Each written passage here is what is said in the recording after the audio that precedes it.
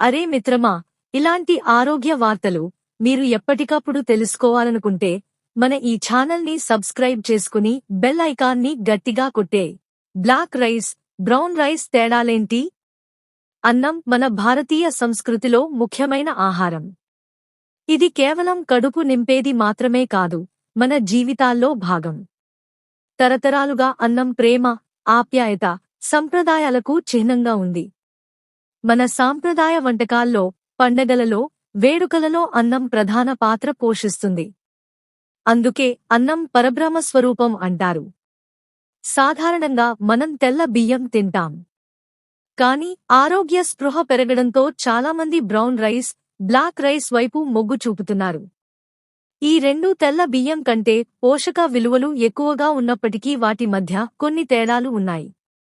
Brown rice ఇది తెల్ల బియ్యం లాగానే ఉంటుంది, కానీ పొట్టు, బ్రాన్ లేయర్ తీయకుండా ఉంటుంది. అందుకే రంగు బ్రౌన్గా ఉంటుంది. ప్రయోజనాలు: ఫైబర్ ఎక్కువగా ఉంటుంది. జీర్ణక్రియ మెరుగుపడుతుంది. మలబద్ధకం తగ్గుతుంది. Vitamin B complex, magnesium, phosphorus, selenium పుష్కలంగా ఉంటాయి. గ్లైసెమిక్ ఇండెక్స్ తక్కువగా ఉంటుంది. రక్తంలో చక్కెర స్థాయిలు నెమ్మదిగా పెరుగుతాయి. మధుమేహం ఉన్నవారికి మంచి ఎంపిక. ఎక్కువసేపు కడుపు నిండుగా ఉంటుంది. అతిగా తినకుండా ఆపుతుంది. బరువు తగ్గడానికి సహాయపడుతుంది. బ్లాక్ రైస్ దీన్ని ఫర్బిడెన్ రైస్ లేదా చైనీస్ బ్లాక్ రైస్ అని కూడా పిలుస్తారు. ముదురు నలుపు లేదా ఊదా రంగు కారణం ఆంథోసైనిన్ అనే యాంటీఆక్సిడెంట్లు. ప్రయోజనాలు: ఆంథోసైనిన్ చాలా ఎక్కువగా ఉంటుంది. ఇది గుండె ఆరోగ్యానికి, కంటి చూపు మెరుగుపడటానికి చాలా మేలు చేస్తుంది. యాంటీఆక్సిడెంట్లు ఎక్కువగా ఉండటం వల్ల రోగనిరోధక శక్తి పెరుగుతుంది. విటమిన్ ఇ, ఐరన్, ఫైబర్ పుష్కలంగా ఉంటాయి. గ్లైసెమిక్ ఇండెక్స్ బ్రౌన్ రైస్ కంటే కూడా తక్కువగా ఉంటుంది. మధుమేహ నియంత్రణకు ఇంకా మంచిది. బరువు తగ్గడానికి, యాంటీ ఏజింగ్కు, క్యాన్సర్ నివారణకు సహాయపడుతుంది.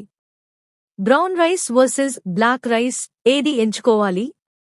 బరువు తగ్గాలనుకునేవారు, జీర్ణక్రియ మెరుగుపరచుకోవాలనుకునేవారు, రక్తంలో చక్కెర స్థాయిలు నియంత్రించుకోవాలనుకునేవారు బ్రౌన్ రైస్ మంచి ఎంపిక. గుండె ఆరోగ్యం, కంటి ఆరోగ్యం, యాంటీఆక్సిడెంట్లు ఎక్కువ కావాలనుకునేవారు బ్లాక్ రైస్ మరింత మంచిది. ఏ బియ్యాన్ని ఎంచుకున్నా తెల్ల బియ్యం కంటే ఇవి ఆరోగ్యానికి చాలా మంచివి అని నిపుణులు చెబుతున్నారు. పూర్తిగా పండిన బొప్పాయిని మితంగా తినండి. పండని లేదా సగం పండిన బొప్పాయిని తప్పనిసరిగా మానండి. అలర్జీ లేదా జీర్ణ సమస్యలు వస్తే వెంటనే తినడం ఆపేయండి.